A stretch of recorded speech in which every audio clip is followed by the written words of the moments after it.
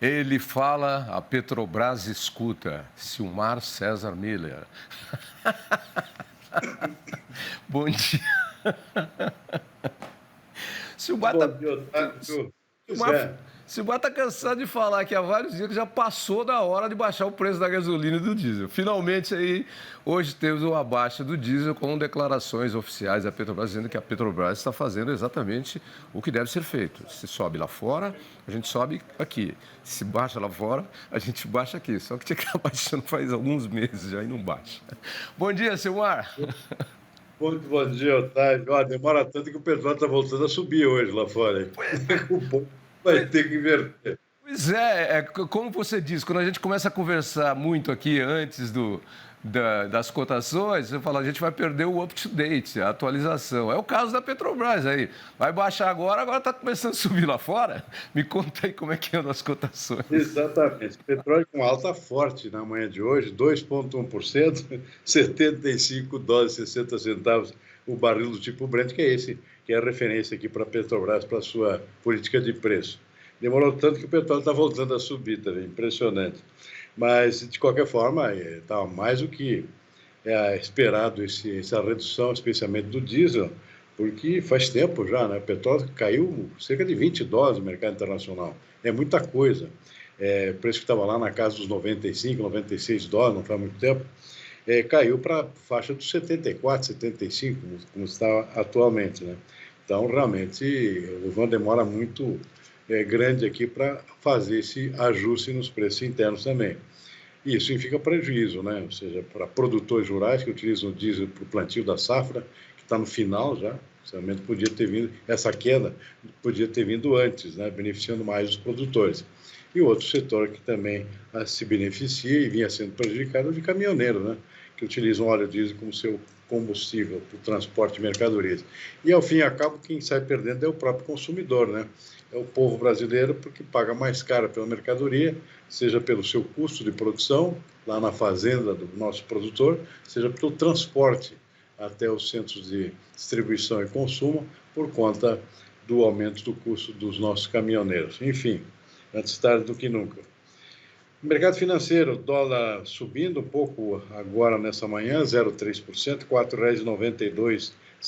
E o mercado de ações, o índice Bovespa subindo 0,4%. Acabou de sair agora há pouco, Otavinho, o chamado payroll, que é a folha de pagamento lá nos americanos, que é o balanço entre emprego e desemprego, como a gente tem aqui no Brasil. E o payroll saiu com um índice acima da expectativa, positivamente acima da expectativa.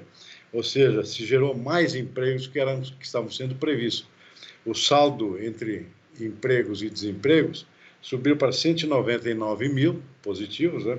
A expectativa era 190 mil, portanto, um dado positivo que reduz o desemprego para 3,7%. A expectativa é que ficasse em 3,9%.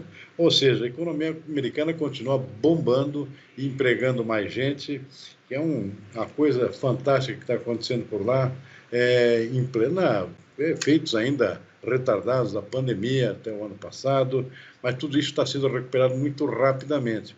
E isso acaba levando a outra consequência, que é o Banco Central americano fica preocupado com a inflação e fica sempre ameaçando com novos aumentos de taxas de juros. O fato é que a economia americana segue aquecida, é um país que não para, é impressionante o desempenho da economia, da maior economia do mundo, na verdade.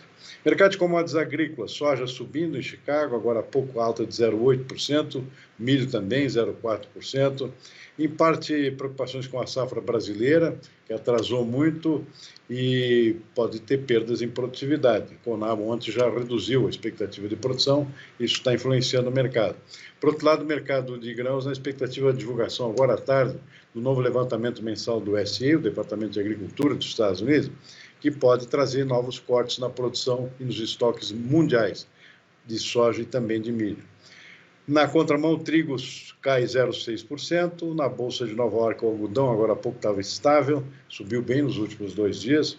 Café arábica também busca se recuperar do tombo dos últimos dias, sobe 0,5%, da mesma forma que o açúcar, que caiu também bastante em poucos dias e agora também busca a recuperação, sobe agora 1,6%.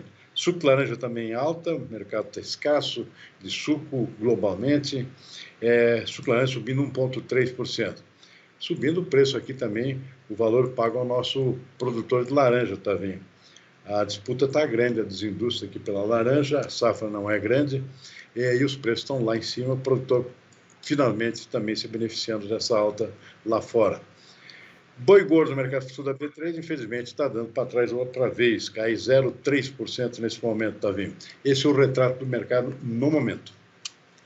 Essa da Petrobras baixar o preço do diesel justamente na hora que o petróleo volta a subir lá fora.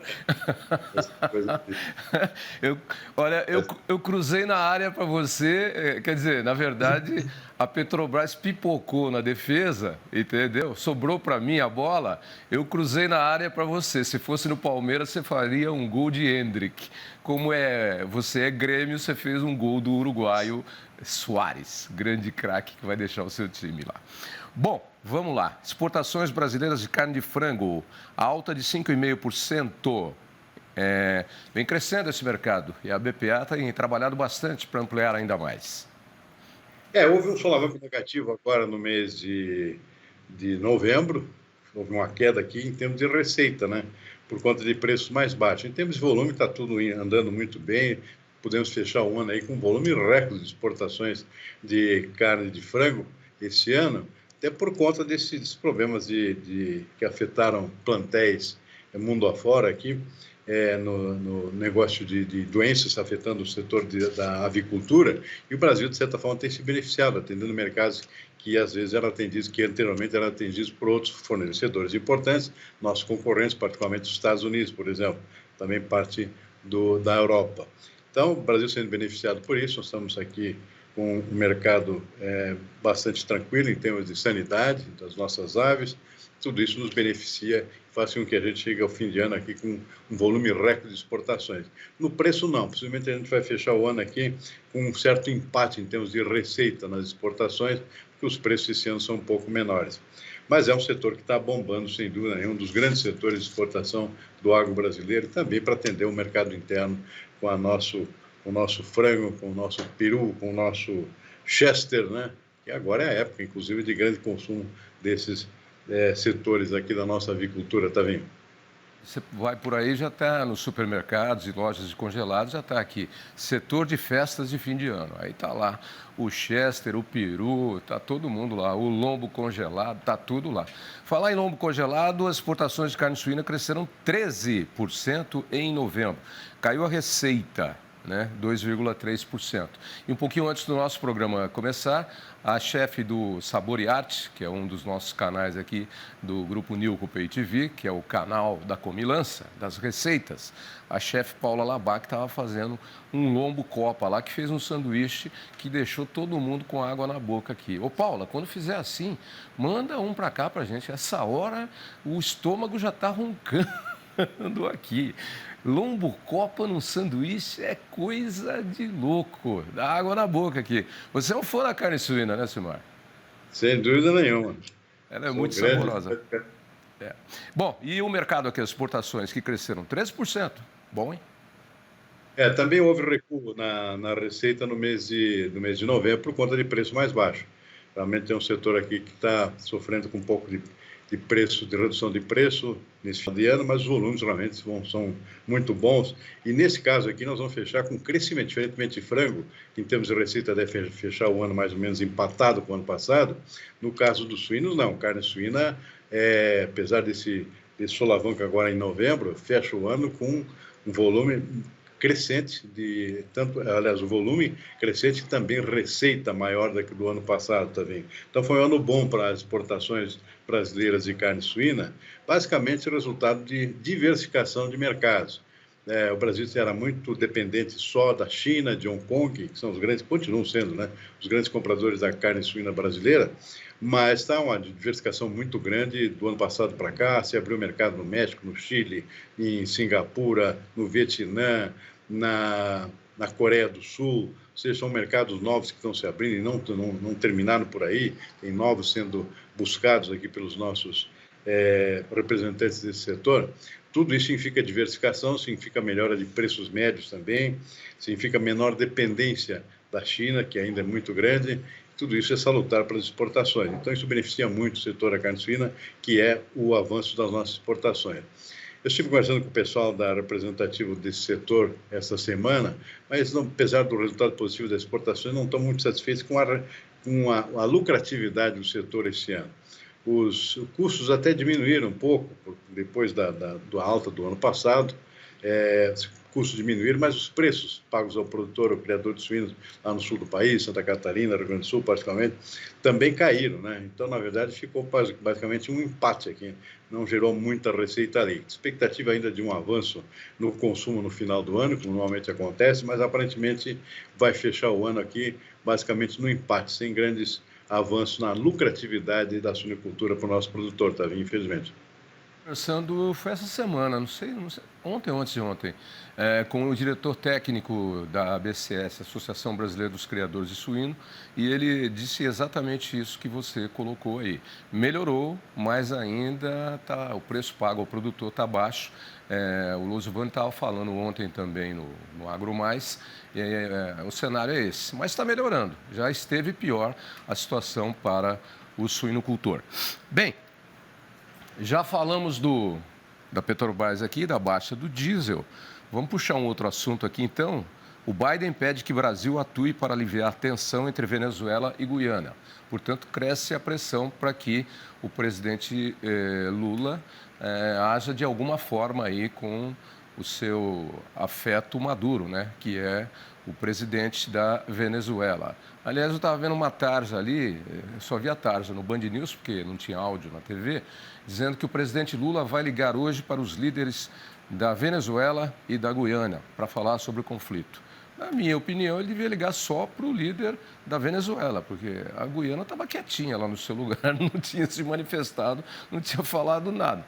Liga para quem começou a briga, que é o Maduro. O que você acha?